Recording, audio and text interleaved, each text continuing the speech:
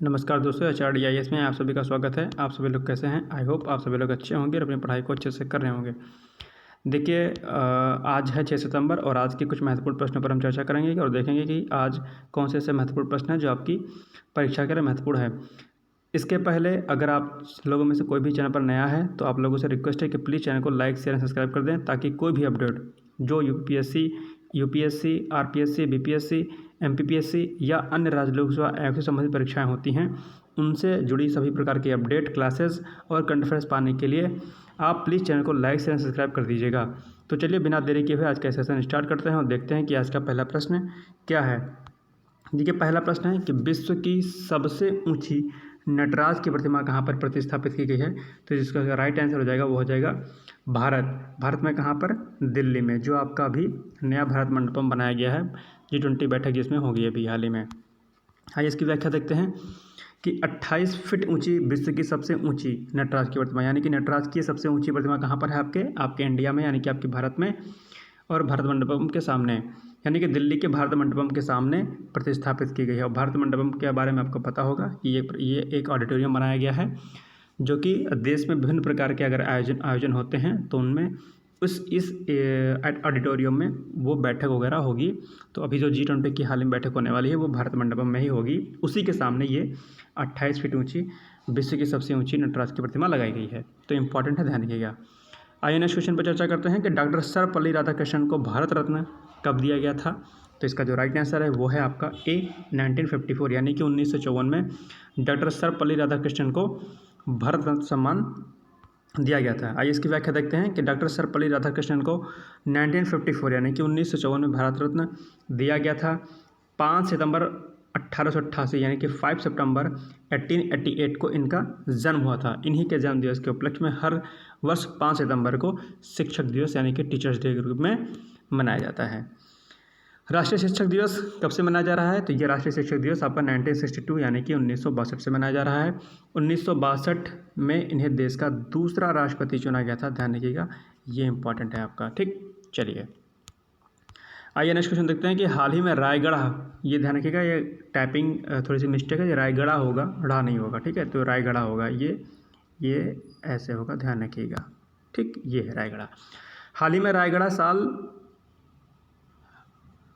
और काला जीरा चावल को GI टैग, है ना, दिया गया है। यह किस राज्य से संबंधित है? अच्छा, GI टैग से संबंधित है। एक ना एक प्रश्न आपकी परीक्षा में अक्सर पूछ लिया जाता है, तो ध्यान रखिएगा कि GI टैग जो है आपका इंपॉर्टेंट है, ये चीज़ ध्यान रखिएगा। ठीक, तो हाल ही में रायगढ़ साल और काला जीरा चावल को GI टैग प्रदान किया गया है। यह किस राज्य से संबंधित है? इसका जो राइट आंसर हो जाएगा वो हो जाएगा आपका उड़ीसा राज्य से संबंधित है आपका। आइए इसकी व्याख्या देखते हैं कि रायगढ़ साल और कोरापुट का काला जीरा चावल उड़ीसा राज्य से संबंधित है, यानी कि दोनों ये रायगढ़ साल और कोरापुट का काला जीरा चावल और रायगढ़ साल दोनों ही कहाँ से संबंधित हैं? उड़ीसा राज्य से संबंधित हैं। चलिए इसकी व्याख्या देखते हैं थोड़ा सा और आगे कि रायगढ़ साल रायगढ़ जिले के जनजातीय समूह डोंगरिया कौन थे। यानी अब ये देखिए, ये जनजाति याद रखिएगा, आपसे यही परीक्षा में पूछ लेता है कि डोंगरिया कौन सी जनजाति कहाँ पर पाई जाती है? तो उड़ीसा में पाई जाती है। और यही पूछ सकता है कि रायगढ़ साल जो है क्या कहते हैं, किसके द्वारा बनाया जाता है? तो वो डोंगरिया कौन जनजातीय समूह द्वारा बनाया जाता है, ध्यान रखिएगा। जबकि काला जीरा चावल क्या है? वो अपने खास किस्म के जो उसकी सुगंध होती है उसके लिए फेमस है। मोटा चावल होता है, बड़ा चावल होता है, और वहाँ के जनजातीय समूह ने इसको कंजर्व करने के लिए काफ़ी हद तक प्रयास किया है और इसका काफ़ी हद तक वहाँ पे उत्पादन अच्छा हो रहा है, तो इसलिए इसको GI टैग प्रदान किया गया, ध्यान रखिएगा। नेक्स्ट क्वेश्चन है कि हाल ही में FTII सोसाइटी के अध्यक्ष नियुक्त हुए हैं। इसका जो राइट आंसर है वो हो जाएगा आपका B.R. माधवन को हाल ही में FTII का नया अध्यक्ष नियुक्त किया गया है। व्याख्या देखते हैं इसकी कि हाल ही में सूचना एवं प्रसारण मंत्रालय ने 1 सितंबर 2023 को, डेट याद रखिएगा, अभिनेता R. माधवन को भारतीय फिल्म एवं टेलीविजन संस्थान, ठीक है, का अध्यक्ष नियुक्त किया है। R. माधवन के पूर्व कौन था अध्यक्ष? शेखर कपूर थे, तो शेखर कपूर को भी आपको याद रखना है। हो सकता है आपसे परीक्षा में प्रश्न पूछ ले कि FTII के पूर्व अध्यक्ष कौन थे।